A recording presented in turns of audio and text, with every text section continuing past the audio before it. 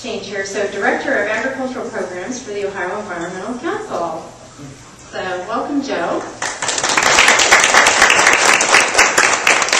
Thank you very much. Thank you very much, Uriah. Yeah, thank all of you for taking some time out of your day to join us here today for this, I think, important gathering. We come here today to discuss Ohio's State Issue 2.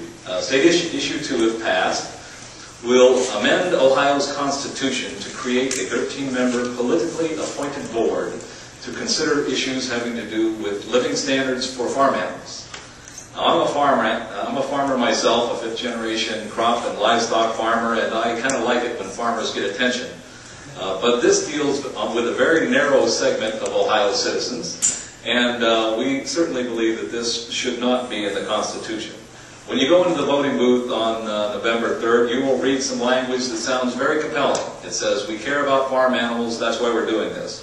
It is also adorned with some other language that indicates that we are concerned about local foods, we are concerned about protecting farmers, we are concerned about biosecurity and food safety and costs. All of these great things that people really support. So it's adorned and laden with all sort of attractive language.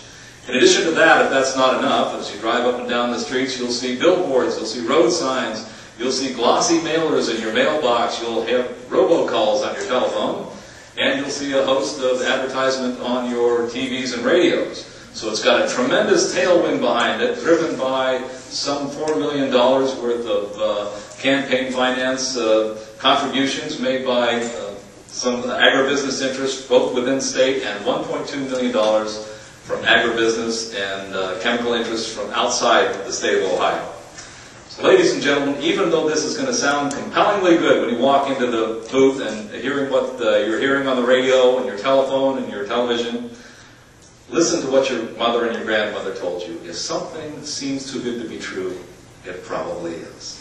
And ladies and gentlemen, there are a lot of reasonable people that oppose Issue 2 for a good number of reasons.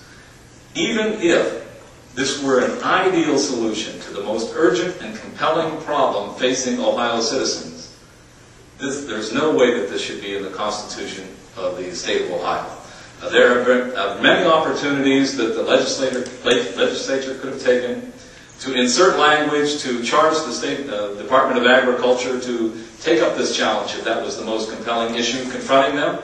They had that opportunity many times. Had they chosen to do that, this board could already be in place and be active if we do indeed have a problem. However, the State Department of Agriculture, the agribusiness interests across the state have told us time after time after time after time, and year after year after year after year, we don't have a problem. And that raises the question that one of my colleagues has coined the phrase, this is perhaps a solution in search of a problem.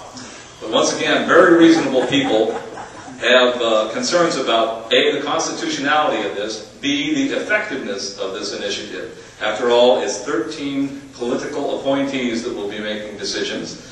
And a lot of people, having seen the way this breezed through the legislature in a very short period of time, have concerns that those 13 political appointees may indeed be impacted by the great force of lobbying that pushed this through the legislature in such a short period of time. A lot of people are concerned about additional costs at a time when our state is virtually swimming in red ink. The Office of Budget and Management indicated that it would only cost $170-some thousand to convene this board for the first year, and only $160-some thousand thereafter.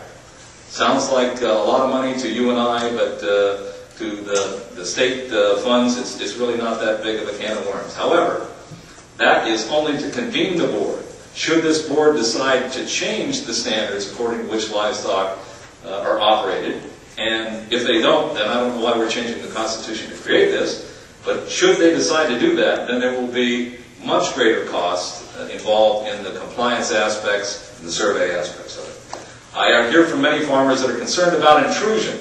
They really don't want another arm of government created that may come out and stick their nose in their barn and count their cows and count their pigs, measure their stalls. And I hear a lot of folks that are just concerned about the fear factor. They've heard of all these onerous things that might happen someday if we don't change our Constitution. And frankly, we think that's the wrong approach. We should deal with the problems that we have at hand and not worry about what some outside organization may do. And ladies and gentlemen, those are an array of the reasons that we think that you should vote no on issue 2. Thank you very much.